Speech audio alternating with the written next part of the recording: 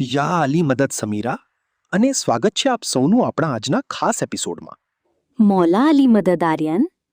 આજે આપણે વાત કરીશું કાળા રંગ વિશે.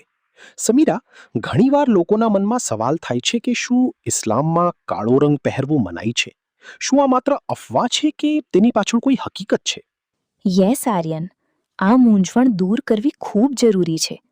મૂળભૂત સિદ્ધાંત એ છે કે ઇસ્લામમાં કાળો રંગ પહેરવો એ પોતાની રીતે કોઈ હરામ કામ નથી. આ મોટે ભાગે વ્યક્તિની પસંદગી કે પછી તમે કયા એરિયામાં રહો છો તેની કલ્ચરલ ઇફેક્ટ છે. ઓકે, પણ સમીરા, જો આપણે ઇબાદતની વાત કરીએ, જેમ કે નમાઝ યા દુઆ પડવી છે કે જમાતખાના જવું છે, તો શું ત્યાં કોઈ ખાસ ગાઈડલાઇન્સ છે? યસ, ઇબાદતનો મામલો થોડો અલગ છે. ઇસ્લામ આપણને સાફ, સાદું અને ગરિમાપૂર્ણ કપડાં પહેરવાની પ્રેરણા આપે છે. જો કે રિવાયતો કહે છે કે નબી કરીમ સલ્લલ્લાહુ અલૈહિ વસલ્લમે પોતે પણ ફતેહી મક્કા વખતે કાળી પાઘડી પહેરી હતી. ક્યારેક કાળી ચાદરનો ઉપયોગ કર્યો હતો. પણ તેમણે માથાથી પગ સુધી આખા કાળા કપડાં અને એમાં નમાઝ પઢી હોય કે નિયમિત ઇબાદત કરી હોય એવો કોઈ પુરાવો મળતો નથી. એટલે જ કદાચ વિદ્વાનો તેને મકરૂહ ગણે છે. એકદમ સાચું. મકરૂહ એટલે એવું કાર્ય જે કરવાથી ગુનો નથી થતો, પણ ન કરવું વધુ સારું છે. તિર્મિઝી શરીફની હદીસ મુજબ સફેદ કપડાને શ્રેષ્ઠ માનવામાં આવ્યા છે, જે પવિત્રતા અને પ્રકાશની નિશાની છે. હા, પણ સમીરા, આ નાપસંદગી આવી ક્યાંથી? કાળો રંગ આટલો બધો વિવાદાસ્પદ કેમ બન્યો? એના પાછળ હિસ્ટ્રી અને સોશિયલ રીઝન્સ છે આર્યન. સાંભળ, એક તો અબ્દુલ્લા ઇબ્ને અમ્રનો કિસ્સો છે, જેમાં નબી સલ્લલ્લાહુ અલૈહિ વસલ્લમે તેમને કુતુમ નામના છોડથી રંગેલા ગહેરા લાલ કાળા કપડામાં જોયા અને એની બિનમુસ્લિમોનો પહેરવીશ કહી નાપસંદગી બતાવી. બીજું, ઇસ્લામ પહેલા આરબ સમાજમાં રિવાજ હતો કે શોક મનાવવા માટે કાળા કપડાં પહેરતા, ખુલ્લા પગે ચાલતા વગેરે. ઇસ્લામે આવીને આ બાબતો સુધારી. જ્યારે પાછળથી પણ કેટલાક લોકોએ આ જૂની રીતો અપનાવવાની કોશિશ કરી, તો આપ નબી સલ્લલ્લાહુ અલૈહિ વસલ્લમે તેમને રોક્યા અને કહ્યું કે શું તમે જાહિલિયતની રસમ જીવંત કરી રહ્યા છો? ત્રીજું, પ્રાચીન ગ્રીક, રોમન અને અન્ય ધર્મોમાં પણ કાળો રંગ શોકનું પ્રતીક રહ્યો છે. આ બાબતોની કારણે જ વિદ્વાનો તેને નાપસંદ કરે છે. અને સમીરા, જો આપણે શિયા દૃષ્ટિકોણ કે કુરાની સંદર્ભ જોઈએ તો? શિયા મઝહબમાં ઇમામ જાફર અલ સાદિક અલેહી સલામના કોલ મુજબ નમાઝમાં કાળો કે ઘેરો લાલ પહેરવેશ મકરૂહ છે. એક રિવાયતમાં તેને ફિરૌનની નિશાની પણ કહેવામાં આવી છે. કુરાનમાં અસ્વદ, કાળો શબ્દ 7 વાર આવ્યો છે, પણ તે મોટે ભાગે રાતની અંધારી કે દુઃખના રૂપક તરીકે છે, કોઈ સીધો હુકુમ રંગ પર નથી. સાયકોલોજી પણ કહે છે કે કાળો રંગ આક્રમકતા અને ડર પેદા કરી શકે છે. Yes, you are right.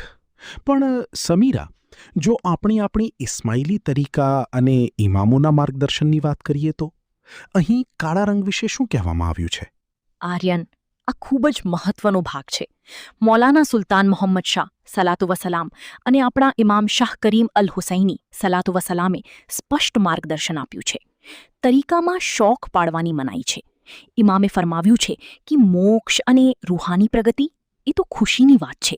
તેથી મૃત્યુ પર કાળા કપડાં પહેરીને શોખ મનાવવો એ આપણો રસ્તો નથી. એટલે જ આપણે મરણ જેવા પ્રસંગોએ પણ સફેદ કપડાને પ્રાધાન્ય આપીએ છીએ. હા, કારણ કે સફેદ એ પવિત્રતા અને આશાનો રંગ છે. જમાતખાનામાં ઇબાદત વખતે પણ ઇમામે સાફ અને આછા રંગના લાઇટ કલર્સ કપડાની તરફેણ કરી છે, જેથી રૂહાની તાજગી જળવાય. તો શું કાળો રંગ પહેરવો એ ગુનો છે? ના, બિલકુલ નહીં. વ્યવસાય કે ઓફિસમાં કાળો કોટ કે પેન્ટ પહેરવામાં કોઈ મનાઈ નથી. પણ જ્યારે ધાર્મિક કે દીની વાત આવે, ત્યારે આપણે શોખની પ્રતીક તરીકે કાળો રંગ ટાળીએ છીએ. વિશ્વાસ નૂરી ઇમામતમાં છે, જે હંમેશા પ્રકાશ, લાઇટ ફેલાવે છે.